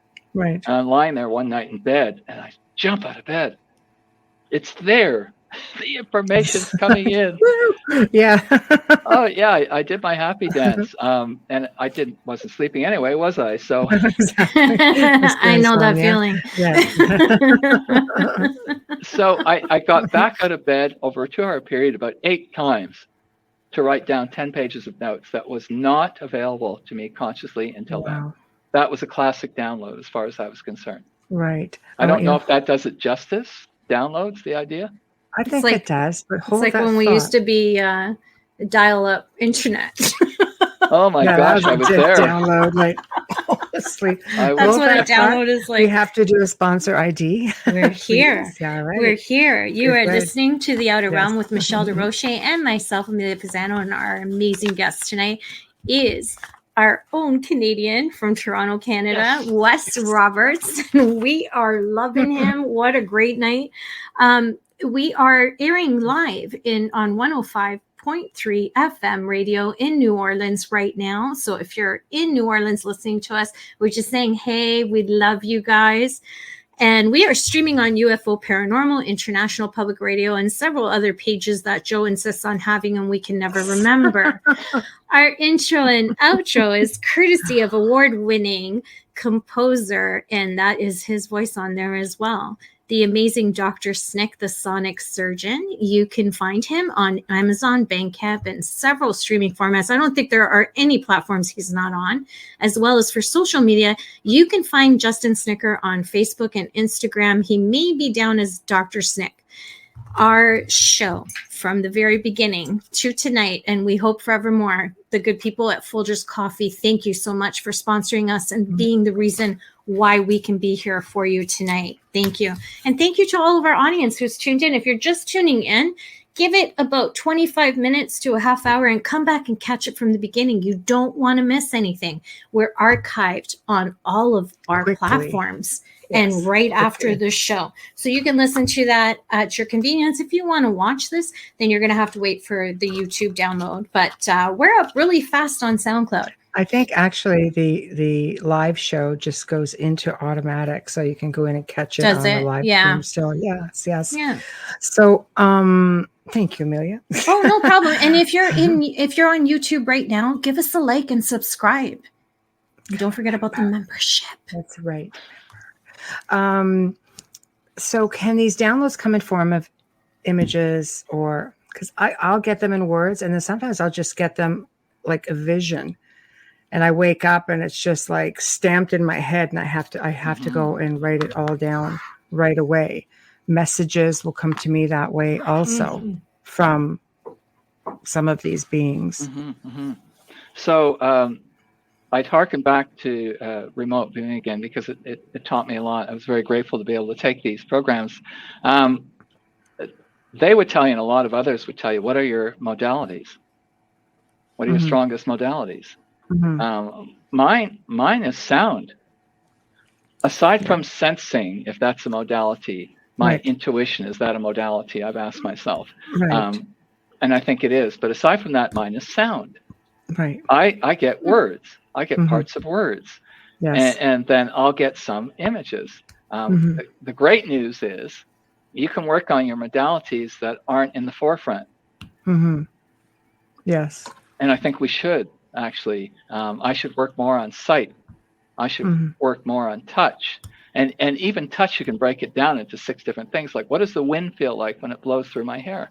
You know, it makes a big difference in reading. But your thing with sight is not that you don't see. This is a medium blah, blah, blah, blurb right now. It's because you don't trust it. That's probably it. I know a lot of people that get sight first, and then some get taste.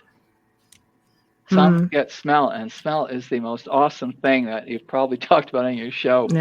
You know, your grandfather that used to wear a certain cologne kind of deal. Those moments are great. Referencing the subway system in New York City is another story. Just going to say, sorry, New York. I love the city, but every corner I almost died waiting for the light to change. Oh gosh, I haven't been on it, so I cannot say. Justin says, my downloads are visual and emotional. Different. Emotional. Wow. And Sherry calls them, I call it infused knowledge. Well said. Well, the emotional part, and you might find this story a bit funny, because this twin, someone I call my twin in my life, I thought, you don't understand me. You know, sassing. Sass my twin. Her comment too. You're not getting me. You know, I have emotions. You know, and so Leslie and I got to a point in the sessions where we'd uncovered an awful lot, and we want to try real-time channeling. You know, contact, real-time contact. So we approached quite a few sessions that way. And one of them, once we were in touch with her, and we were in touch with her many times, and her race. In one of them, I said, "You're cold and unemotional," or something like that. Ooh, that was bad idea. I would think that's so. So she so overwhelmed me with emotion during those moments, right after I said it. I thought I was going to pass out. Wow, really? Yes. So and I thought I was going to become unconscious. The deepest level of hypnosis is when you don't know it's being done, you know, when you're out of it. Level 6, I think it's called. I might be wrong about that. It's 5 or 6 levels deep. But she showed me. She seriously showed me. So Wow. hearkening back to something I said earlier, it's like I'm sure I'm not always aware she's around. Right. And she says she's always around. That's interesting. So you're Mhm. just not aware Right. that she's there. So again, are you looking at like a dimensional thing? Well, Can they see through that? Can they, it's like time slips and such. It's just weird how the whole energy of time and space actually works, considering time doesn't actually exist. Mm-hmm. It only maybe exists we're the because ones of who that are clock veiled. that we see on the wall. Yeah. It doesn't really exist. No. Maybe we're the So- ones who are veiled. And they just we pull are back very the veiled. curtain.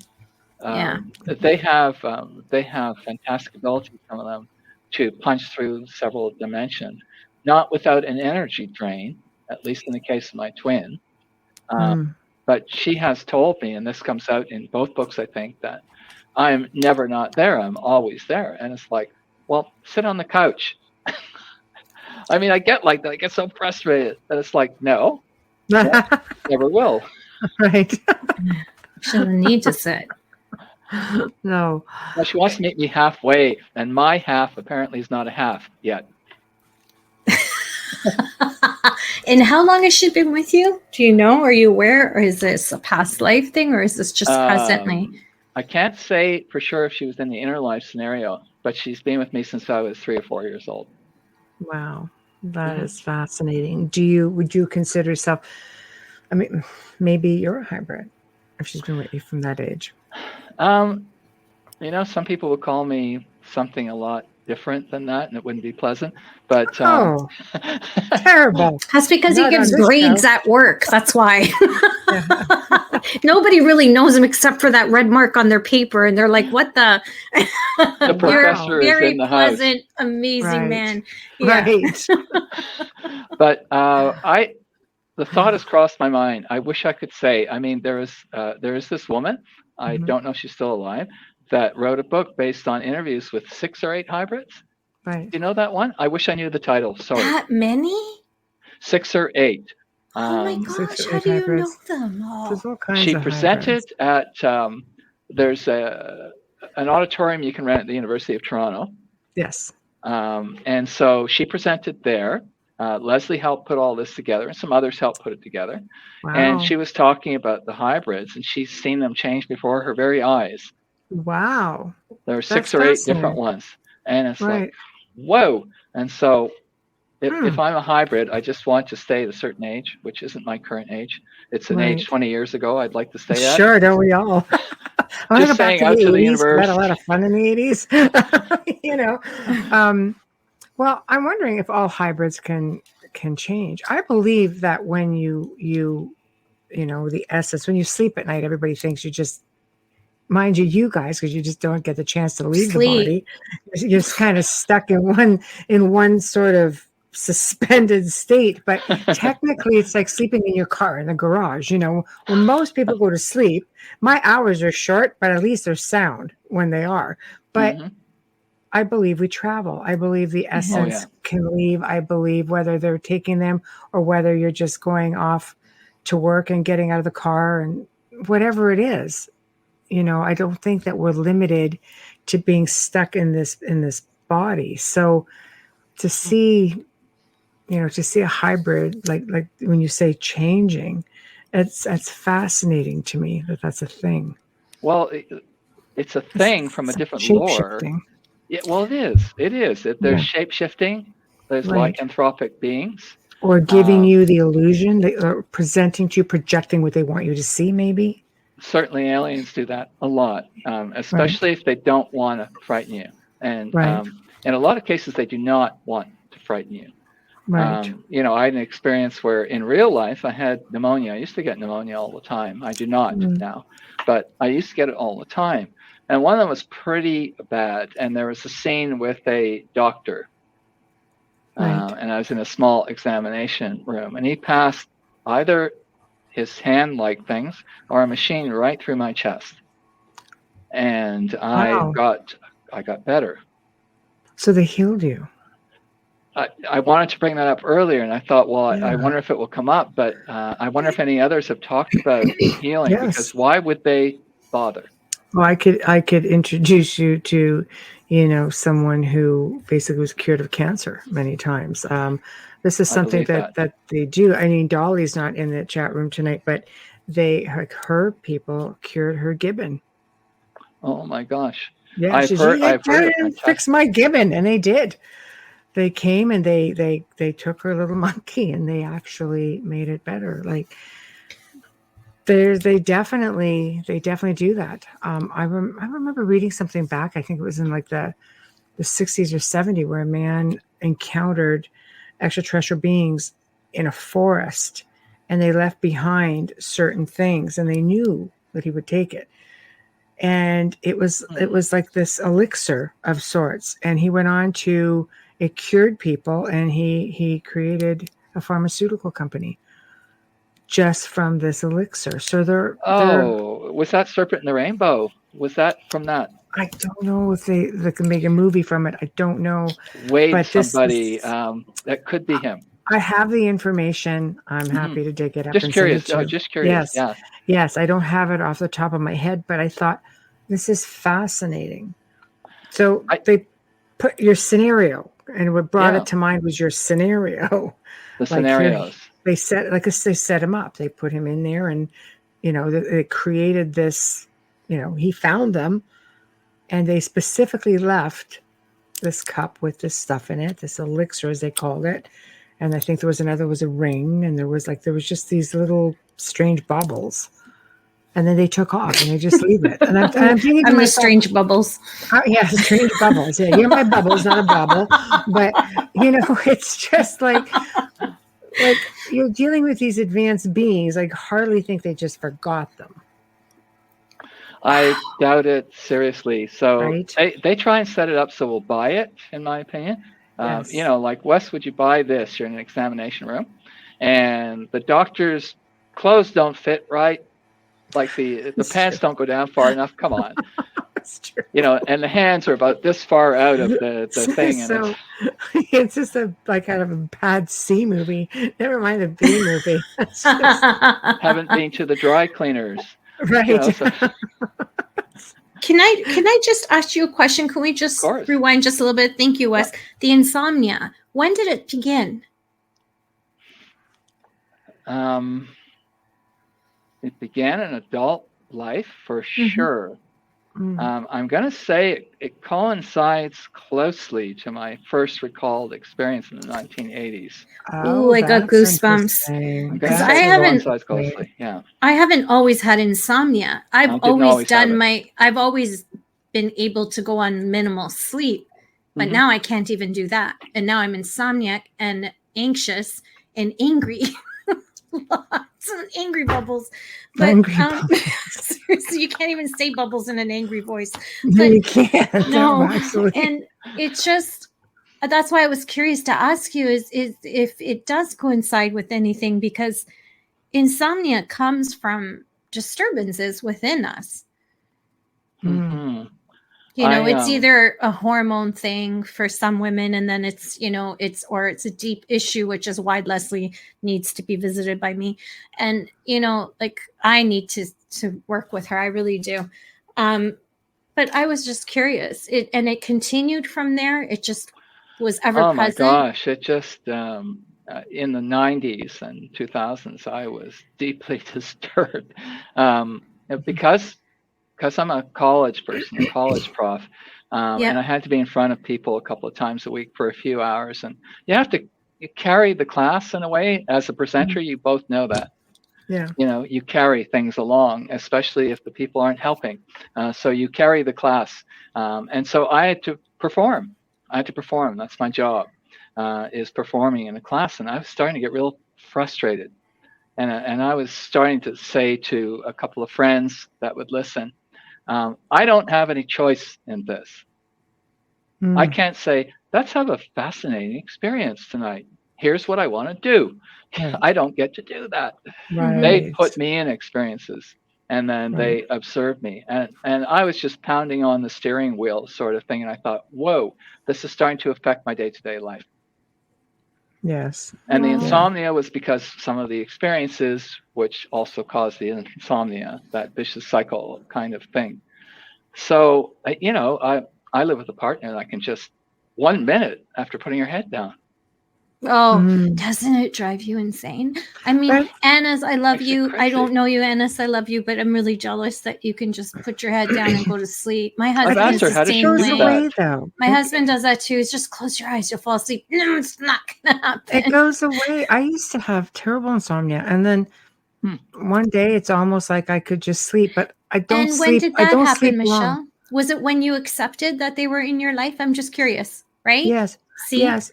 Well, yes. that's what I was And trying to get at. Mhm. It's for me, scary. though, it's also, but the sleeps aren't really long. They're No. always interrupted, but when I do sleep, it's very sound. Maybe it's because I put out that condition. Oof. Sleep first. Let me I sleep. have accepted Whatever. things, though. I Right. have. And you're still suffering from it. Yeah, it's funny because I'm a person who's also spent his whole life involved with magic. So that's Right. not just a fascination with me; it's a practice with me as well. Mhm. Right. Right. And I talk to people about, excuse me, at least 5 things that are required for a ceremony to be successful, and so on. And I Right. must not be doing it right because I can't Oh. stop this. Oh no. Oh no. That's No, terrible. no. That is just, it's so hard. I wondered about that so much because it didn't start till the last couple years with me. And I just attributed it to the pandemic and my dad passing away. I just thought, but I've always prided myself. I was always that person that could be out till 2:30 in the morning, get up at 5 o'clock and go to work. I was always that person. I don't know when it just went. Where I get the 4 hours sleep that's my maximum. And then once a week I'm allowed. I feel like I've been given permission to sleep for 8 hours, but it's never ever solid and hasn't been in a long time. But I do my best work after midnight. And I think sometimes Michelle reminded me of that yesterday with the case, but sometimes I think I'm being controlled that way, that, you can't because you've got to do this, this, and this, and it's the only time to do things at night is because you're not interrupted and you're not distracted by anything, not the phone, not someone else in your household, not I've got to, clean up the kitchen, or I've got to do this, or I've got to put that. That doesn't happen at night. You're relaxed, you're focused. I'm going to read Just in Case. I love that. Just in Case. Is that your real name, or are you playing on Just in Case? I need a coffee. Justin writes, maybe alien spirits cure lots of people from nasty diseases, but not all discover it, as they didn't yet know they were sick. Very interesting. Impossible. Yeah. Anything. It's very, very possible.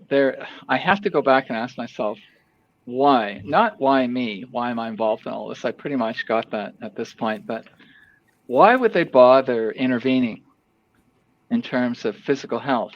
When I had pneumonia so bad, wasn't a natural outcome death? I mean, They just weren't done with you. Maybe you needed to be in certain physical condition to do it, or maybe you're just so compliant that they're giving back. Yeah, I'm not saying they don't have that nature. Yeah. I believe they do. I believe their emotionality is far beyond what I can conceive of, and I wanted to work this in somehow tonight, but no, do it. Just no. You have time. Don't worry. Okay. Yeah. Go ahead. The only times I have felt like I've been home has been with them. Mm-hmm. Really? And that comes out in a couple of my books. And Anna, my partner, who's my publisher as well, she said, don't bold that word. Right. Don't bold that word in the book. I said, I want to, because it was so important to me. But there have been a handful of times when I've never felt such pure, unconditional love. Have never felt it like that. Wow. And so I equate that with what I call home, capital H, home. Right. And so I think they're I don't want to say grooming me, but they're saying to me, there's another way, there's another verse. So you know what? I would completely agree with that. It's how many people go through their lives with that sense of, it's almost like a sense of loss, like you're just in the wrong place, wrong time, or maybe you've left somebody behind, people automatically attribute that to a spiritual, maybe past life thing. But maybe it's just we're on the dang wrong dimension or planet, or, we're having a human experience. And we're sent away to do it. Yes. Wayne's got a great comment. Okay. A question, sorry. Wayne Mel's asked, do you find that after doing an interview like this, that the alien interactions increase or decrease? To that, I would say one word which I can expand on: synchronicity. Yes. They increase. I'm vibrating at a different rate. I know it. I can feel it. Right. Yeah. Right. And so it's like, okay, I am not going to hit the sack after this interview. I am not. I'm going to work. It's not done yet. I'm going to be up. You and me both, Wes. You and me both. Yeah. But they engender other experiences, and I think even talking about them. You giving me this chance to be here tonight.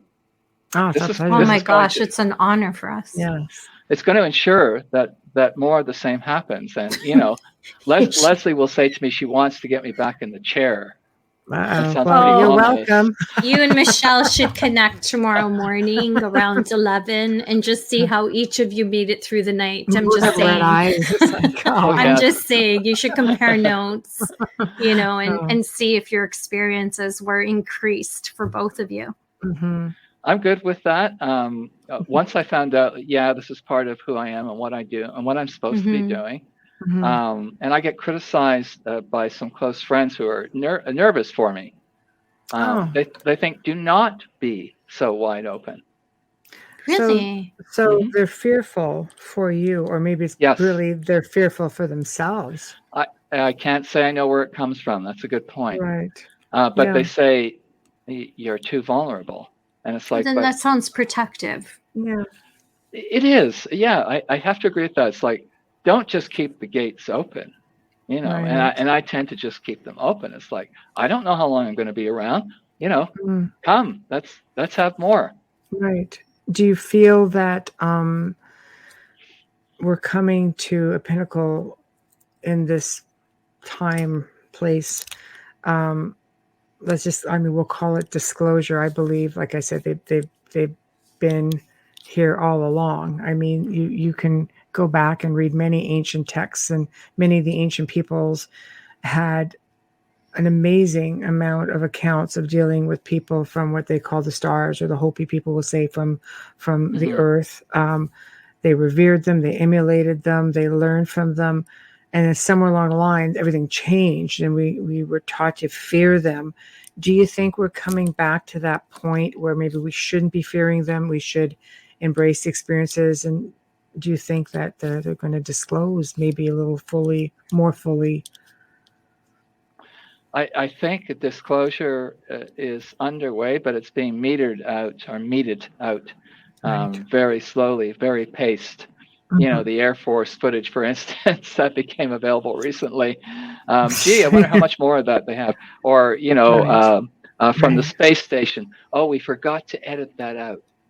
Yeah, right. Sure. I don't think they forgot to edit it out. Right. So I hope so. I am not living in fear. Right. That'd be the most important thing I could say, I think. I do not live in fear. I think that these are our brethren. These are brothers and sisters. These are family. Yes. Some believe these are us. In the future, yeah. Could be. I can't discount that. But definitely, they're not alien. What do they think when they look at us?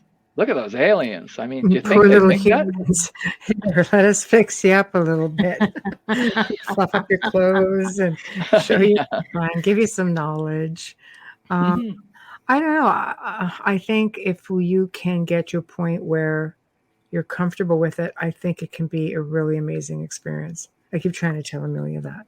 Ugh. I said, let it go. I have enough with all the dead people I see. And, I don't know. I think there's a reason why I block it out. I'm not saying it does or does not happen. I just don't have a recollection of it. Pardon? Yeah, maybe it's just not your time. I think a lot of that too, like looping, your memory or taking it from you. If I'm going to have a recollection, I believe that it'll be later and closer to maybe perhaps the end of my life here.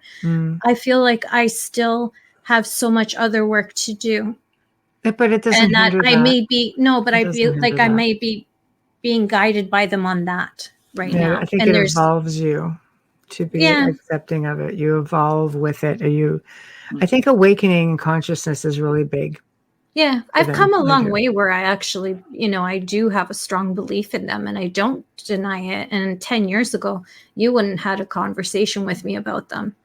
I wouldn't have said, no, I don't believe it. I would have just sat there and listened to you, but I never really had an opinion of it, But when you're in the paranormal, it's really hard not to be into ufology. Pretty much. I agree with you, Amelia. Well, that's what Michelle always says. The two cross. So they definitely cross. In fact, they blend. And I think you have, and I hate to do corporate speak here, you have transferable skills. That's what I would say to you. Yes. Thank you. Yes, absolutely. Absolutely. It's hard. It's hard because I put my heart into my thing. My most important thing for me is helping. Is using them for assistance. Yes. So we need to do our calling, but our calling can expand in time. Yeah. Well, we evolve, and as you evolve, you grow. You're meant to try different things.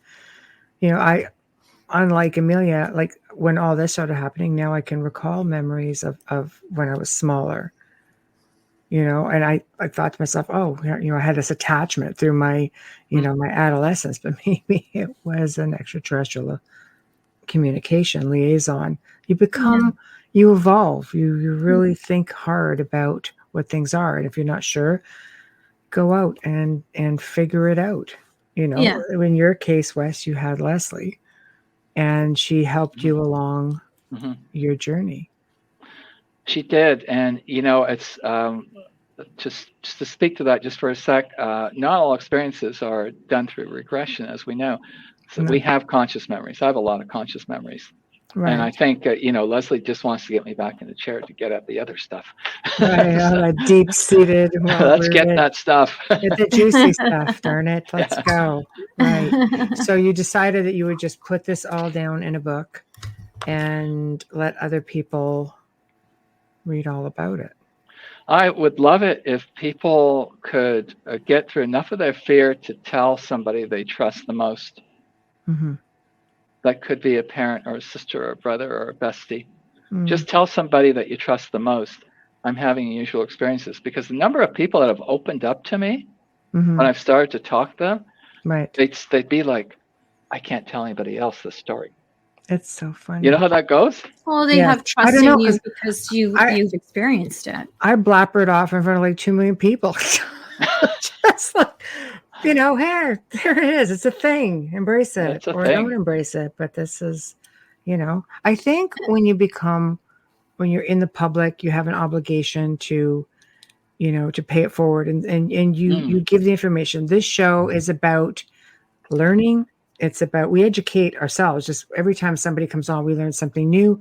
And the biggest compliment we get is that they feel like it's just like a conversation sitting at a table across from one another and just bouncing ideas around. And everybody feeds off that energy and people retain it. And I think that when you're in the public and people look to you for any type of an answer, you just put it out there. Otherwise, we do it with radio. You do it on paper. You put it in a book and your radio show. I don't want people to walk my way. I want them to walk their way. Exactly. Exactly. But your experience and putting it out there basically gives them the strength to do that for a lot of people. Like you say, they come to you. They do. Oh, I'm sure they do. I'm sure they do. Otherwise, I don't think they would entrust their information to you. So this is a part of the show where you promote yourself, everything you've got going on, your books, website or email, how people can contact you. You're welcome. So the 2 books, one is called Intersections, A True Story of Extraterrestrial Contact. That was co-written with Leslie Mitchell Clark. Very nice. And that was cool. She still thinks, and I still think, it hasn't been done like that before, where she was the hypnotherapist analyzing and commenting on what I say in the book. I thought that was pretty cool. Right. And the others, I like that. Yeah, I love that. She'll break out and talk about, this is what I think is going on. Right. And it's like, cool. Some people found it dry, and it's like, okay, that's fine. I think it's really unusual. Okay. Yeah. Right. And the second book, I set out to categorize. It was, and it didn't turn out that way. But what were the locations? What were some of the scenarios? What were some of the beings? What were some of the things I felt? Right. And that's called an experiencer's garden. Right. And the last third of it's got to do with the why me question. I really dig into the why me question. Why possibly me? Besides the inner life bit, why would it have been me? So both books are available on Amazon. Fantastic. And I'd certainly love to think we can get books out to folks. I have some here. If anybody's interested, they can send me a personal note. And how do they find you? Wes at wesgroberts.com. There we go. And if they want a signed copy of the second book, I'd be known to do that. There we go. Very nice. Very nice. Bonus points, always better to buy it from the author, just saying. I think so. Yes. Well, I love that. Yeah. That's what I have them here for. Right. Leslie and I have something called Contact TV on YouTube. Nice. We're not at this in this way that the two of you are. We do shows when we line up guests. Like it just comes to us. We contact great guests, and we don't do shows regularly. But it's Contact TV on YouTube, and it's just wesgroberts.com. So perfect. Thank you. Okay. Perfect. Well, thank you so much for joining us. I really hope we can do this again sometime. Now, are you working on another book? Because I think you kind of touched on that a little bit. Certainly, my partner wants me to do another book, and a book more about magic than the alien connection directly. Very nice. Nice. We actually do touch on things like that. So yeah. We definitely have an open door here on the Outer Realm. Oh, thank you. You're very welcome. Like chaos magic or like magic? Ooh. Magic. Well, cool. We know folks that do chaos magic, but not the kind I do. It's not stage magic. It's the real deal. Right. Nice. I like it. I like it. Well, thank you very much for coming on the show, and I will email you and let you know what tonight's listeners were.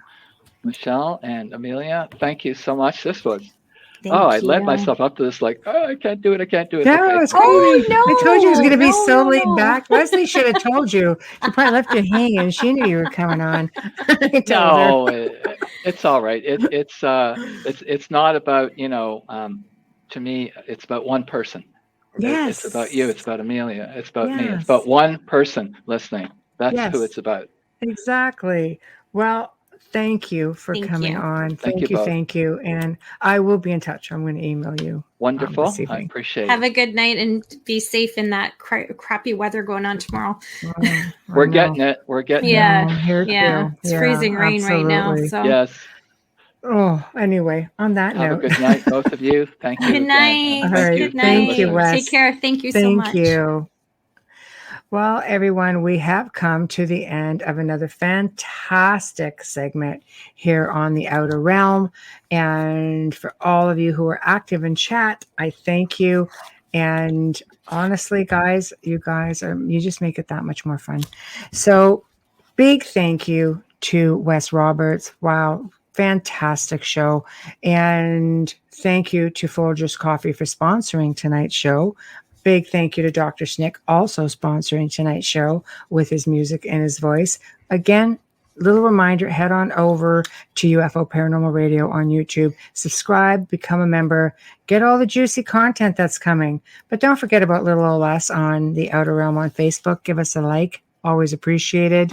And if you need to contact us directly, please go to the Outer Realm contact@gmail.com. The Outer Realm contact@gmail.com. It is the only way you're going to get any kind of a response.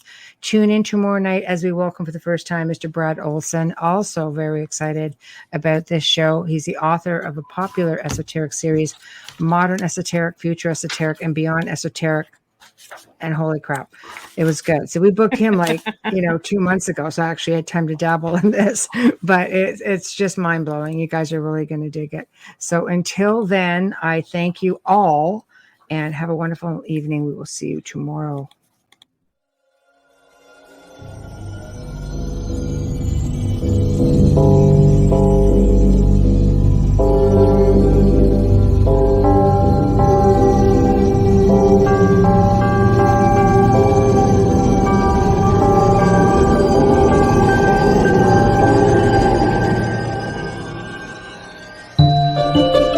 You have been listening to The Outer Realm with Michelle DeRoche and Amelia Pisano, airing live every Wednesday and Thursday evening, 9 to 11 p.m. Eastern, 8 to 10 p.m. Central, on the United Public Radio Network, 105.3 FM in New Orleans.